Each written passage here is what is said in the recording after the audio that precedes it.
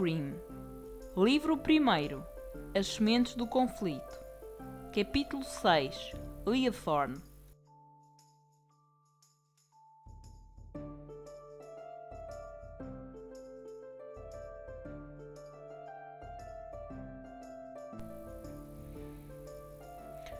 Azarog chegara a um local de veras exótico à sua percepção de ambiente.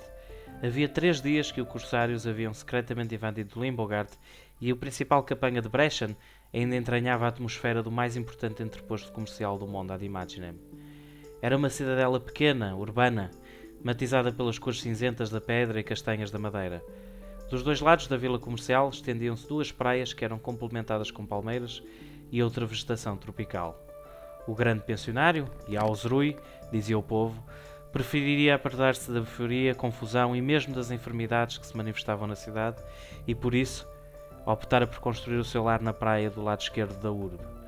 No lado direito, as salinas e as explorações de metais preciosos abundavam e matavam como lepra os escravos que nelas arduamente laboravam. Azarog avançou pelo meio das plantas exóticas, cortando-as com rudes golpes da sua lâmina encurvada. Ao final de algum tempo, acabou por vislumbrar um campo aberto de areia amarelada, circundado por palmeiras.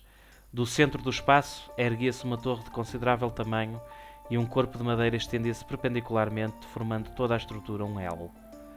A estrutura térrea tinha ainda um telhado de palha, ao contrário do topo da torre, que era encimado por telhas alaranjadas.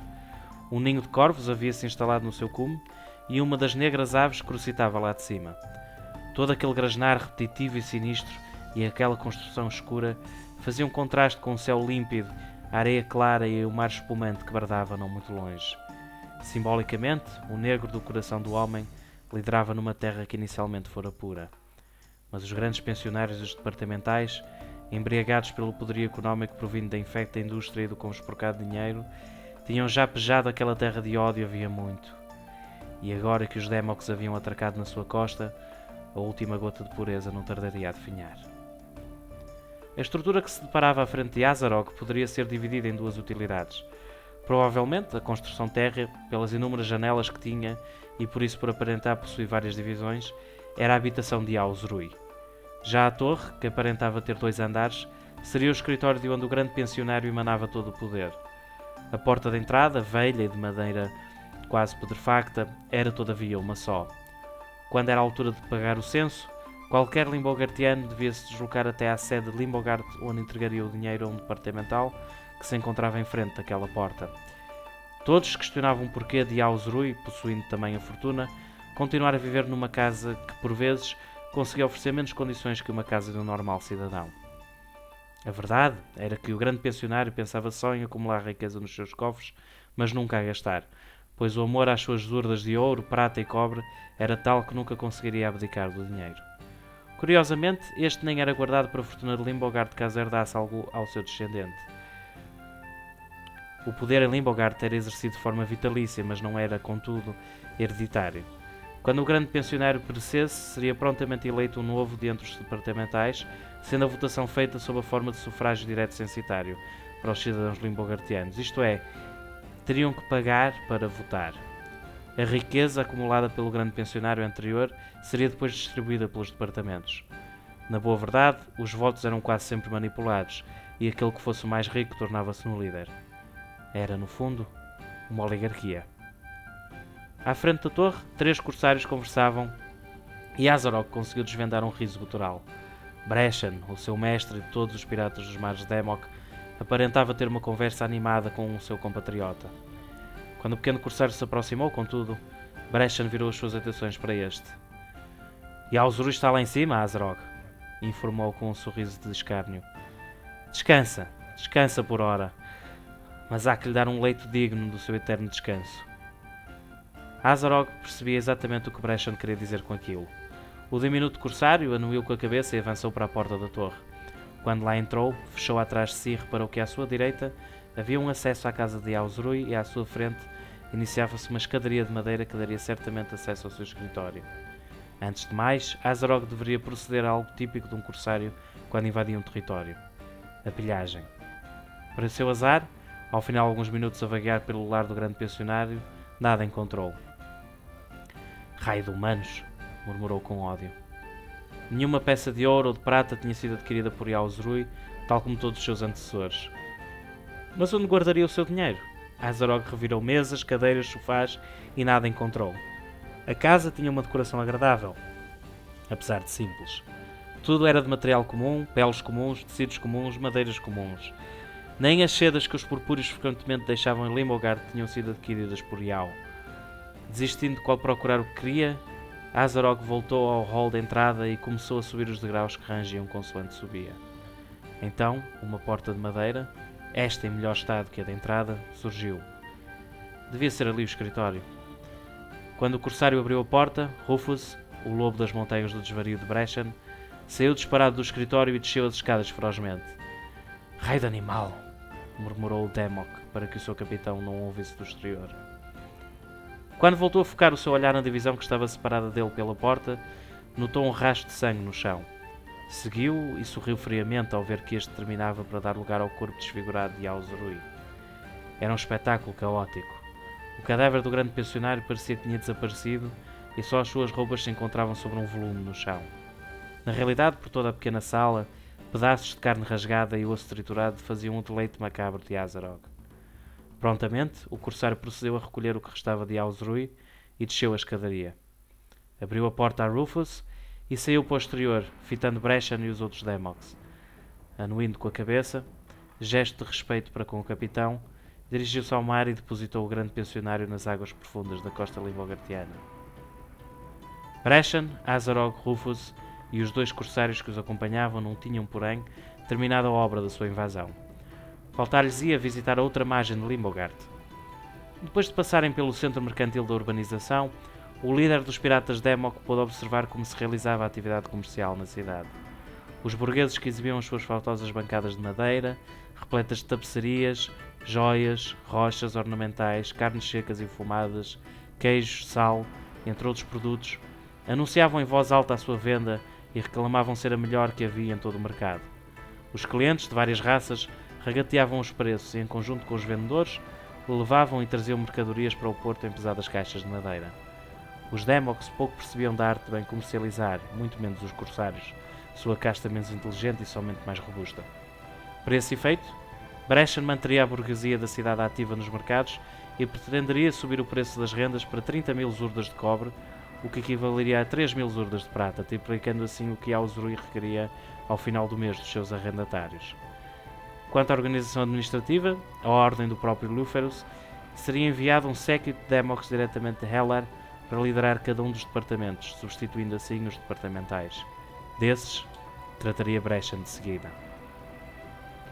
A travessia da cidade fora rápida, uma vez que a cidade era de pequenas dimensões e os corsários haviam passado despercebidos, uma vez que a Limbogard, como era habitual, todo o tipo de povos convergiam. Por esse motivo, não seria uma surpresa para um limbogartiano assistir a um cortejo de pura malícia propagado pelos simples presença dos filhos do mal. O capitão correspondera com igual indiferença à paisagem de floresta úmida que lhes afigurava agora na sua frente. Os Demoks estavam, por natureza, impedindo-os de possuir a sensibilidade de apreciar uma bela paisagem. A única coisa que os fazia esboçar um sorriso, ainda que de escárnio, era o facto de alguém sofrer. Pérfidos por natureza aquelas malditas crianças de Luferus. E também a enorme salina que se encontrava à sua frente lhe passou ao lado. Era, todavia, algo majestoso. Uma rede de segmentos de pedra que tomava proporções astronómicas formava uma sucessão de várias estruturas retangulares. A geometria do local tinha sido perfeitamente concebida pela mão humana, o que já em si parecia paradoxal. Dentro das estruturas retangulares, erguiam-se várias pilhas de sal que se iam amontoado, consoante os escravos os extraíam da água da ria que se formava naquela zona ainda afastada da praia. A Ria Salis era uma bacia hidrográfica que atravessava o grande istmo, de norte a sul, desaguando e simultaneamente nascendo no Mar das Arribas de Marfim e no Mar da Utopia. Brechan olhava em seu redor e sorria. Tudo aquilo brevemente seria seu. Em cima de uma pequena colina que se estendia ao largo das salinas, encontrava-se estruturada uma tenda de dimensões significativamente grandes. O seu tecido alaranjado, com vários padrões negros, juntava-se a todo o frenesim de cores que manchavam a margem da cidade mercantil. Era a tenda onde passavam os dias os 12 departamentais da extração de sal. Brechan e os seus companheiros subiram a pequena elevação contemplando os escravos que trabalhavam sob o sol ardente. O capitão dos corsários riu maliciosamente quando um dos trabalhadores ergueu o olhar em gesto de clemência. Bresham limitou-se a estender a sua perna e empurrar o escravo com a sua bota, derrubando-o em cima da pilha de sal que tão cuidadosamente estruturara. Depois de lhe cuspir, o pirata continuou a sua subida. Seguro da sua vitória, surpresa teve quando, ao abrir a entrada da tenda com as suas asquerosas mãos, um homem de lá saiu num disparo. Parecia lacrimejar e o seu estado físico era lastimoso. Aqueles que aparentavam ter sido outrora roupas de fino fabrico eram agora nada mais que trapos esfiapados que se colavam contra o seu anorético corpo devido ao suor. Suor esse que provavelmente advira não do calor intenso, mas do medo que descontrolava o seu coração. Os seus olhos, rasgados, mostravam pavor e o seu pouco cabelo negro estava completamente desmazelado. Mas o pior era as suas pernas, já de si finas, padeciam agora de menos força que alguma vez haviam tido. Várias chagas abertas na epiderme mostravam que o horror que devorava o seu coração tinha legítima motivação. Bresham não podia deixar de se admirar, não obstante. Não pelo sofrimento do humano se surpreendia, mas pelo motivo que o causara. Parecia fugir de alguma tortura. Mas como, se ele somente Bresham, o temido, havia só agora chegado à tenda do departamento? Uma flecha disparada do interior da tenda respondera-lhe à questão. O projétil atingira o pobre homem na nuca e em segundos o seu corpo se prostrou no chão. Bresham estava cada vez mais curioso. Aproximou-se do cadáver, mas não foi a mancha de sangue que começava a pintalgar a terra o motivo da sua curiosidade. A flecha que havia sido disparada era claramente feita com ossos. Aquilo só poderia significar uma coisa. "Corsários aqui!" bradou Bresham para dentro da tenda. "Corsários em Limborgard sem serem os meus?" Da tenda saiu lentamente uma esbelta figura feminina. A sua pele morena contrastava com os seus olhos acinzentados carregados de impureza de alma. A sua boca carnuda vermelha guardava uma dentição branca, mas em tudo afiada. Usava uma pala negra no olho esquerdo com o símbolo dos filhos do mal, um círculo cravejado de flechas pintado rusticamente com uma tintura avermelhada. O seu cabelo era constituído por várias tranças que iam até ao fundo das costas, completado com vários dentes e peças de ouro que neles se encontravam pendurados. A sua indumentária era pouco acolhedora para um estranho.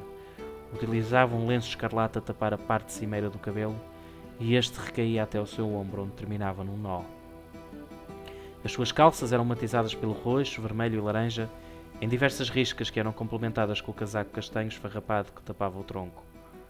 Por fim, as suas botas muito se assemelhavam às de Bresham, à exceção das penas de águia que saíam dos dois lados. E apesar de se tratar de uma figura feminina, a arte da guerra parecia-lhe arder na alma. Uma bainha de couro guardava o que aparentava ser uma cimitarra de metal grotesco, visível em algumas aberturas que a própria bainha possuía. Em cada uma das botas, na parte exterior, juntamente com as penas de águia, uma algibeira guardava uma espécie de faca.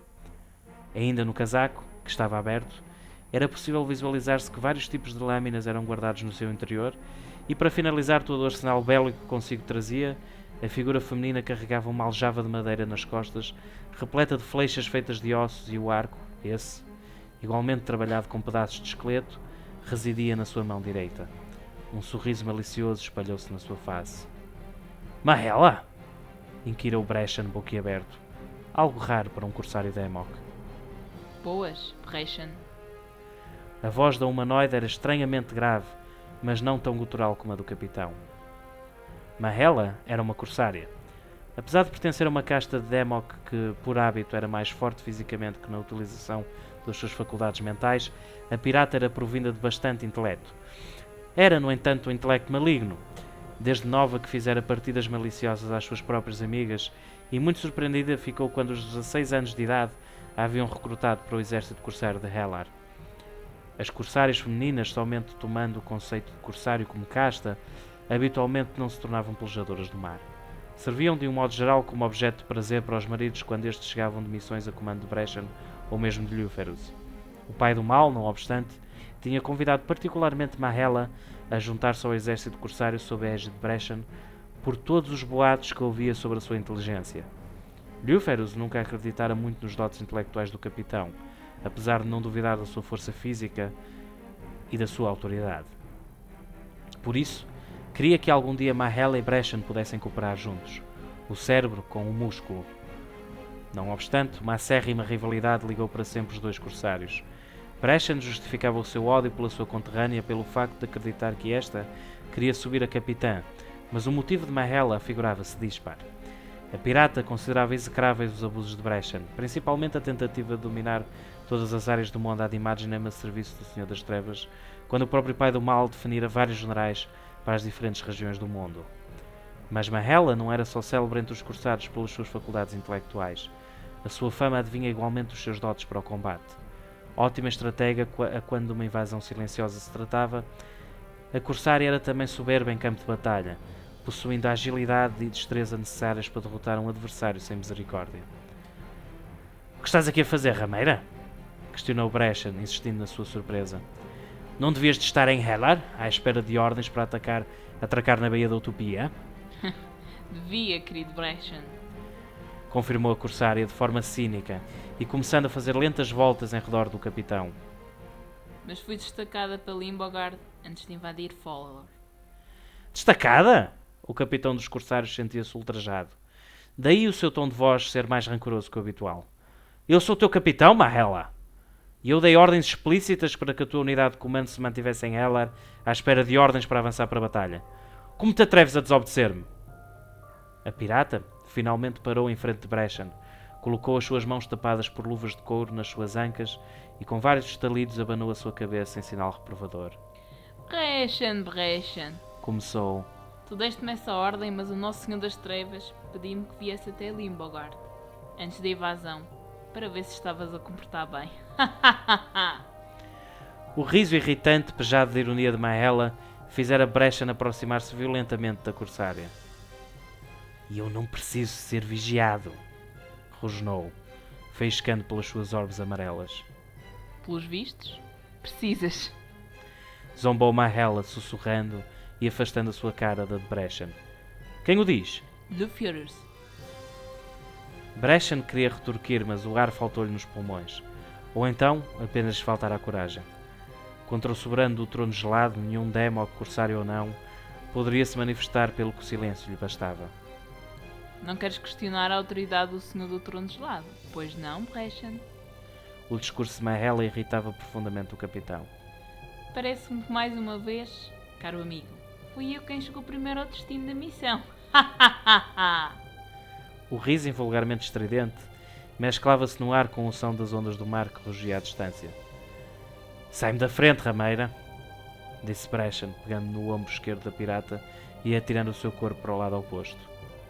O temido avançou, entrando na tenda com Rufus, Azeroth e os seus outros corsários. Mahela, prostrada no chão, cuspia um pouco de sangue devido à queda e limitava-se a sorrir maliciosamente. Quando Bresham entrou na tenda, algo de majestoso lhe deparou. A natureza operava em Limbogard de forma esplêndida. A tenda que os departamentais haviam montado para exercer os seus cargos nas salinas limbogartianas parecia, no exterior, algo de vulgar. Na realidade, a vulgaridade não se aplicava em nada ao que este aguardava. A enorme tenda não mais era que uma redoma que guardava um santuário de beleza natural. Bresham e os corsários estavam literalmente dentro da colina que haviam observado do lado de fora. As paredes rochosas pareciam emanar uma iluminação azulada que dava à atmosfera que se vivia dentro da tenda uma semelhança de gruta. E uma gruta rica em divina beleza. Várias rochas ornamentais e preciosidades minerais em bruto emergiam do pétreo solo. Pirite luminosa adorava os recantos do espaço. Quartzo e alino refrescava as paredes rochosas e piroxena abundante cobria a cratera, a larga cratera que se formava no solo. De facto, a geologia do terreno e a geografia do local comungavam de beleza única. Das paredes da cratera chorava a água que encontrava somente no solo o seu consolo, onde se expandia. No centro, porém, uma plataforma de rocha comum erguia-se e estava encimada por uma nova pirâmide feita de sal. Em cima dela, um homem caminhava. Tinha o mesmo aspecto sofrido do que o que outrora vivera. Bresham observou que nos lados cimeiros da cratera, um grupo de 10 corsários formava um círculo a todos e todos estendiam os seus arcos em direção ao pobre homem, sendo que no seu fio residia uma flecha de osso pronta a disparar. "Eu já disse que não sei onde está!" gritava o homem, chorando até quase verter sangue em vez de lágrimas, tal era o seu sofrimento. Brashen sentiu uma voz irónica por trás da sua orelha. Estás a ver aquele, Brashen? É um dos departamentais. Tal como aquele que matei lá fora. Sabes o que lhe fizemos? Arrancamos as plantas dos pés, como se de manteiga se tratasse, e colocamos-o a dançar em cima do sal. E não o deixaremos sair antes que ele me revele onde Yaozurui deixou a sua fortuna. O capitão dos corsários virou-se repentinamente para trás e observou a fonte da voz repleta do cinismo. Era Mahela que falava. Outro pedido de clemência por parte do Limbogartiano, traduzido num ensurdecedor berro, fez com que Brashen voltasse a sua cabeça novamente. Já disse que não sei! Yaozurui não revelava nada a ninguém, nem mesmo a nós, departamentais. Não há invasão sem o saque, Brashen. Relembrou melindrosamente Mahela. E eu quero o meu saque. Pois ele será primeiro meu! Brashen distanciou-se da corsária e preparou-se para abandonar a tenda. Porém, estacou e voltou-se para a pirata. Só não te destruo aqui porque estás em missão de Liuferus. Senão... Zombava Mahela, rindo-se de forma irritante. Brashen rosnou e, dando sinal aos seus companheiros para que o seguissem, recomeçou a sua marcha para fora da cratera. E Brashen, alguém quer falar contigo? Avisou Mahela numa voz altiva. Brashen destacou novamente e perguntou com desinteresse. Quem é? Não diz o nome, Informou Mahela. mas desde que soube que tu chegaste a Limbogard, que me diz que quer falar contigo. Diz que é importante. Não me interessa o que para os outros é importante, Mahela, disse culturalmente o capitão dos corsários. Agora irei à procura do tesouro enquanto tu perdes tempo a divertir-te com as tuas brincadeiras sádicas que a nada te vão levar. O nojento humano nada sabe. Li-o nos seus olhos. Brashen voltou a virar as costas, mas desta vez o apelo de Mahela foi suficientemente significativo para o capitão estacar de vez. Esse alguém quer falar contigo sobre o Leothorn. Os olhos do pirata flamejaram e, sem hesitações, este respondeu na sua voz cavernosa. Leva-me a ele.